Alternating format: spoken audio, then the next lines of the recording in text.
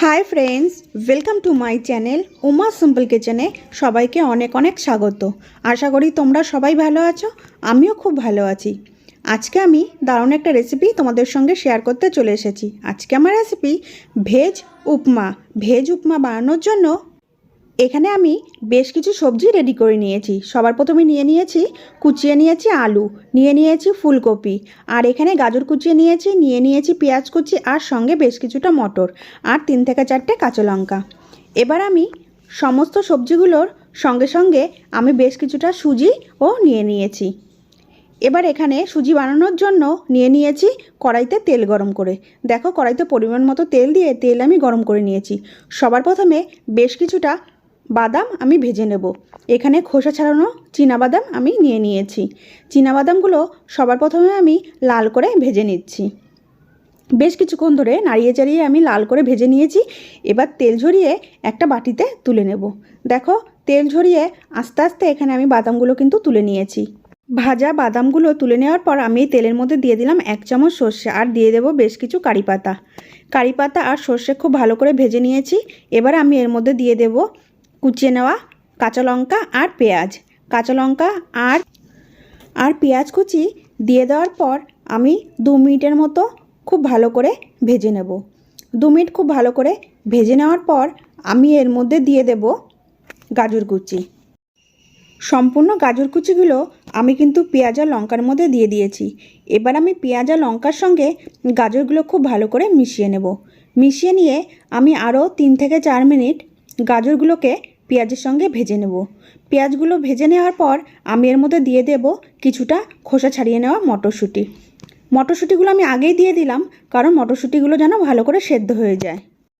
मटरशुंटीगुलोकेও किछुटा समय धरे बाकी सब्जिगुलोर संगे आमी नाड़िये चाड़िये भेजे नेब। भेजे नेওয়ার पर एर मধ্যে आमी दिए दिलाम कुचिए नेওয়া आलू।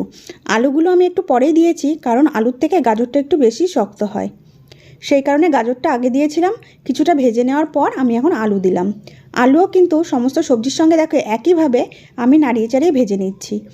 আলুও কিছুক্ষণ ভেজে নেওয়ার পর আমি কিন্তু এর মধ্যে দিয়ে দেব কুচিয়ে নেওয়া ফুলকপিগুলো।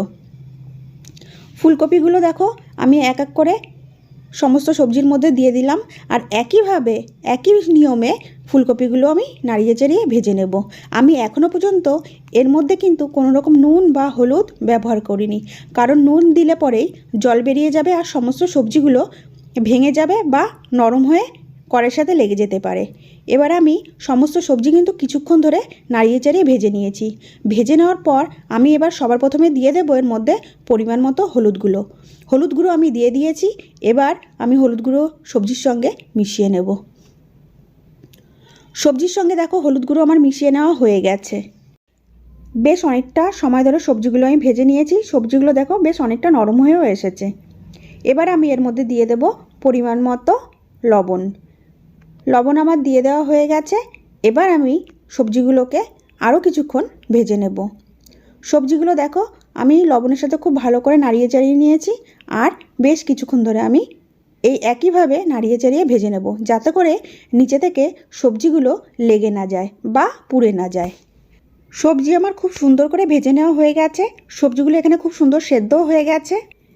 এবার আমি এই সমস্ত সবজির মধ্যে দিয়ে দেব 1 বাটি সুজি। দেখো এখানে আমি 1 বাটি সুজি নিয়েছি। সুজিটা খুব ভালো করে সবজির ওপর থেকে ছড়িয়ে দেব। সুজি আমার দিয়ে দেওয়া হয়ে গেছে। এবার আমি এর ওপর থেকে দিয়ে দেব ছোটো চামচের 1 চামচ লবণ, কারণ আমি সবজি ভাজার সময় সবজির জন্য আমি লবণ ব্যবহার করেছিলাম। এবার আমি যেহেতু 1 বাটি সুজি দিয়েছি তাই সুজির পরিমাণ অনুযায়ী আমি আর 1 চামচ নুন এর মধ্যে দিয়ে দিলাম। এবার সুজি আর নুন খুব ভালো করে আমি সবজির সঙ্গে মিশিয়ে নেব। দেখো এখানে আমি সবজির সঙ্গে সুজিগুলোকে খুব ভালো করে মিশিয়ে নিয়েছি। এখানে আমার খুব ভালো করে মিশিয়ে নেওয়া হয়ে গেছে। এবার এর ওপর থেকে আমি আগে থেকে ভেজে রাখা বাদামগুলো ছড়িয়ে দেব। দেখো সমস্ত বাদাম কিন্তু আমি এখানে ছড়িয়ে দিয়েছি আর দিয়ে দেব স্বাদ অনুযায়ী 1 চামচ চিনি। এখানে আমি ছোটো চামচের 1 চামচ চিনি এর ওপর থেকে ছড়িয়ে দেব। বাদাম আর চিনি দিয়ে দেওয়া হয়ে গেছে। এবার আমি সুজির সঙ্গে চিনি আর বাদাম খুব ভালো করে মিশিয়ে নিয়েছি। দেখো মিশিয়ে নেওয়া হয়ে গেছে। এবার আমি এর মধ্যে অল্প অল্প করে জল দেব আর মেশাতে থাকবো। যাতে করে সুজিগুলো ঝরঝরে হয় আর কড়াইতে লেগে না যায়। প্রথমেই আমি দিয়ে দিচ্ছি 1 কাপ জল। আমি কিন্তু একবারে সমস্ত জল কিন্তু দেব না। এখানে আমি 1 কাপ জল দিয়েছি। এবার আমি সুজিটা নাড়িয়ে নিচ্ছি যাতে করে সুজিগুলো ঝরঝরে হয় আর একদম একসঙ্গে লেগে দলা পেকে না যায়। দেখো 1 কাপ জল দিয়ে দেওয়ার পর আমি সুজিগুলোকে নাড়িয়ে চাড়িয়ে নিয়েছি।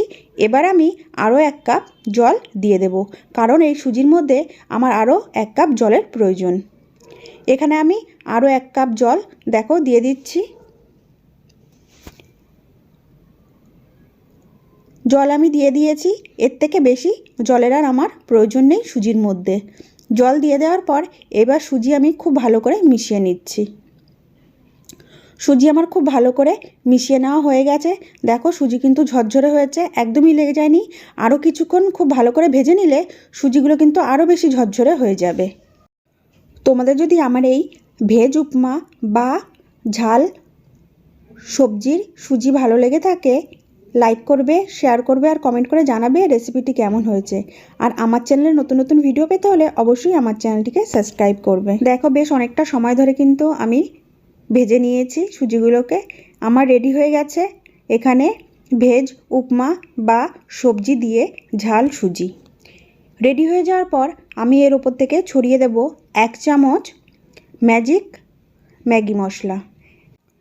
এই মশলাটা দেওয়ার কারণে উপমার টেস্টটা কিন্তু আরও বেশি বেড়ে যায়। তোমরা চাইলে দিতেই পারো, না চাইলে পছন্দ না করলে দেবে না। এখানে আমার রেডি হয়ে গেছে আজকের রেসিপি ভেজ উপমা। এবার আমি একটা প্লেটে সার্ভ করব। দেখো এখানে আমি প্লেটে সার্ভ করে নিয়েছি। কতটা কালারফুল দেখতে হয়েছে আর খেতেও আশা করি খুবই সুন্দর হবে। আজকের মতো ভিডিওটি আমি এখানেই শেষ করছি।